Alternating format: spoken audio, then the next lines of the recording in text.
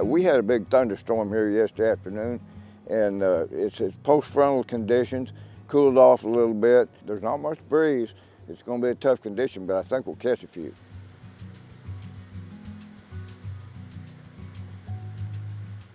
When you're talking about post-frontal conditions, it's usually after a storm's gone through. You know, a lot of times it's when you've got a cold front coming in, you've had some nice warm weather for a few days, and then you've got a front with a cold front coming in behind it.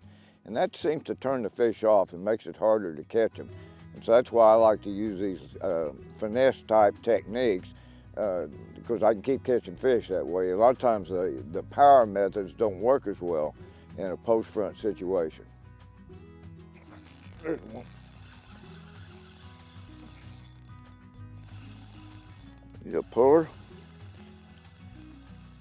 You know, when we have these tough conditions after these fronts pass through, I like to downsize my equipment. This water is real clear too, so you gotta stay away from it. It doesn't seem like I'm trying to make a long cast. See if I can get him in here.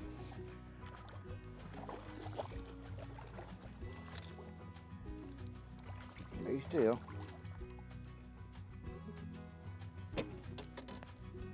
Come here. There you go. See that little Ned rig? I use a 1/16 ounce head on that. It seems to me like when fishing's tough, the lighter the head I use, the better it is. You get that slow fall, real finesse way to catch them. Isn't that a pretty fish? Right now we're fishing out off a big gravel flat here on Table Rock Lake. This is my home lake, but it's a highland reservoir, real clear water, especially in the lower end where we're fishing. But this is really a good place for these big smallmouth this time of year. They roam around out on these flats looking for a place to bed.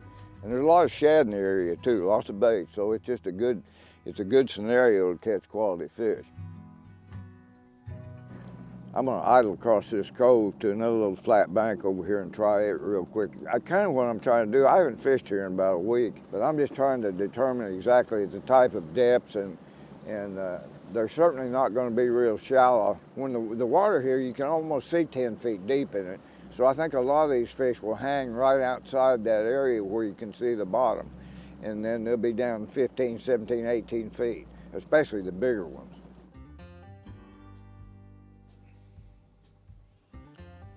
In this gin clear water, I like to make those long casts with this stuff.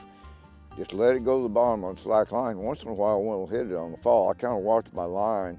If I see it jump, I'll know one's got it. But then I'll just kind of bring my rod up and kind of just shake it real, just use my wrist, just a light shake. And then sometimes I'll just, after I shake it, I'll pull a foot, maybe two, and then I'll just shake it again. Just making that bait undulate in the water. It makes it look like a live bait fish or a crawfish feeding, moving on the bottom. And then I work it halfway back and bring it in because I don't find that I catch a lot of fish near the boat when it's so clear. They can see it. Oh, he's heading for the middle.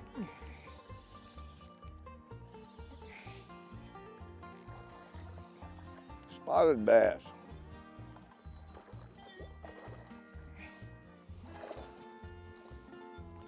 Come here. Uh-oh, fell off, landed on my shoe. Pretty little spot. Look how orange his eyes are. I'm gonna release her back, let her go bigger. We got lots of them bigger than that around here.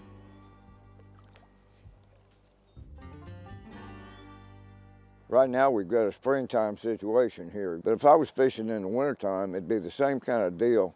I'd be fishing finesse tactics after a front pass through. I'd just be looking for them in a different type of water scenario, like a steeper bank, channel banks back in the creeks, even channel banks on the main lake.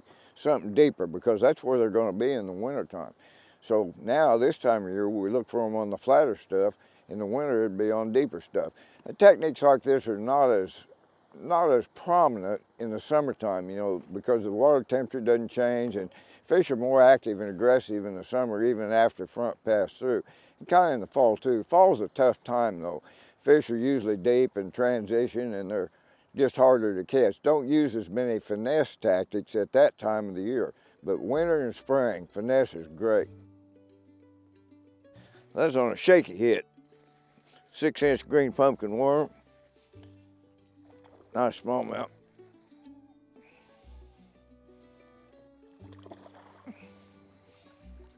Come here.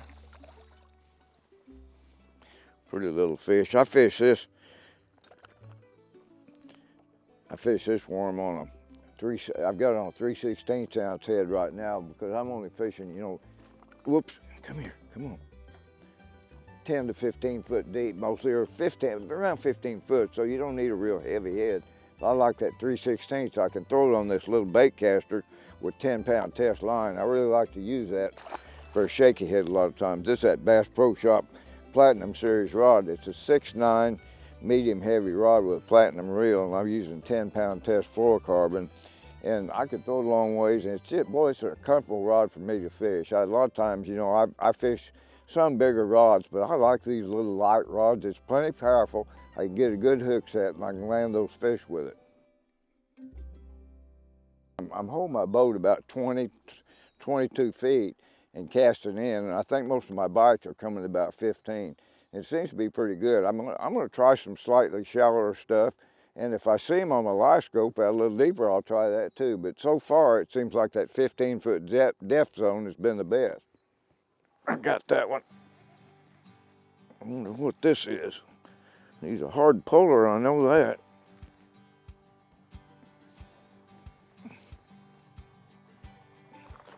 Hello there. Not that big, but boy, he's mad at me.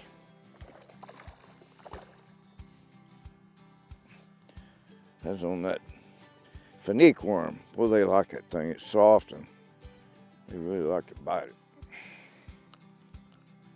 Get back in there. A lot of times when I pull in on a spot like this, I like to take my forward-facing sonar and look around. And if I see some fish, I'll hit my spot lock, and then I just sit there and scan with my turret. I've got my transducer for my Garmin on my Right Height Marine Products turret, and I can sit there, and even though my boat is held in a single position, I can scan completely around and look for those fish. And a lot of times I don't necessarily target an individual fish, but I'll look, you know, at least I'll know there's fish in the area. And then I can blind cast out there and catch some of them sometimes. Sometimes I do target individual fish. It just depends on the situation. But I love to be able to have that ability to scan and look around out there with that turret.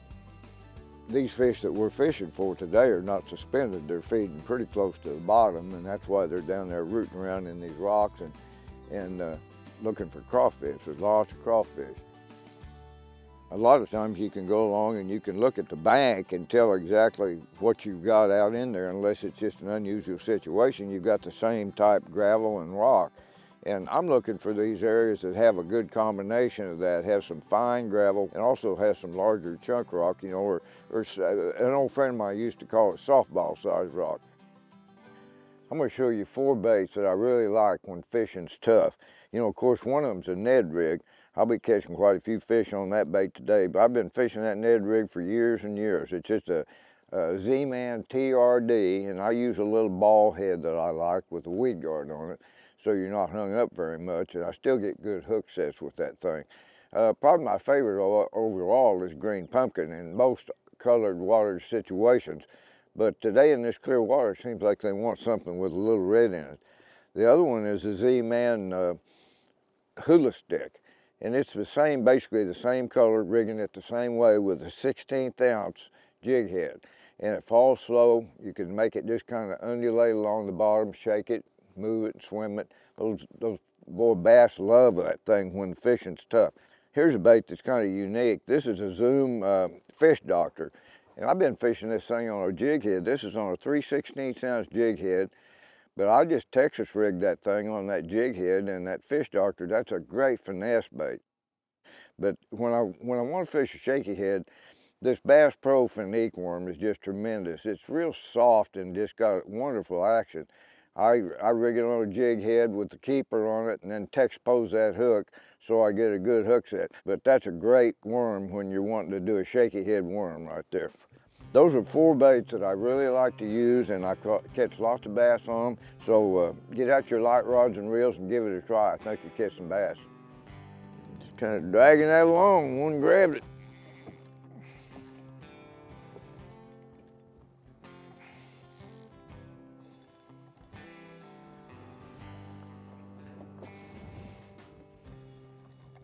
Some good smallmouth.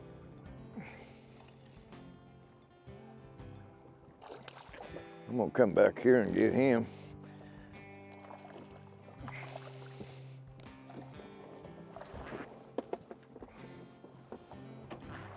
How about that?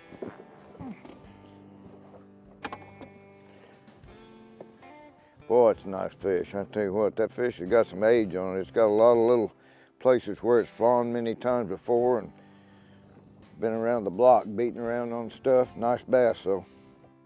When I'm fishing these little old tiny baits like the Ned rig or the hula stick, I use a 7.2 drop shot rod. This is a Bass Pro Carbon Light rod. It's one of the older ones. I've had this one ever since they first came out with the carbon lights. It's just, it's got a lot, it's a moderate action. It's got a lot of tip to it up there, but it's still got a good backbone for you to set the hook with right here. And I use a Johnny Moore Signature Series spinning reel. It's got a great drag, and it's also got a real fast retrieve. I use the rod to work my bait, and then I take up the slack with the reel. It's just for taking up slack and then for fighting fish. This is a great place out here for these smallmouth and spotted bass because it's real flat. A lot of good gravel and chunk rock out here.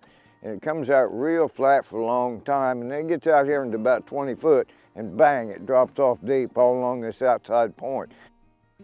You know, I find this time of the year that smallmouth seems to bite real good when the sun comes out, and it's starting to come out right now.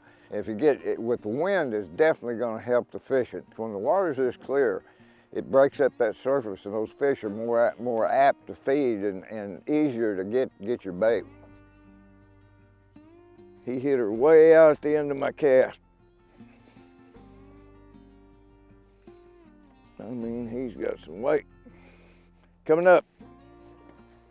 Not that big, but big enough.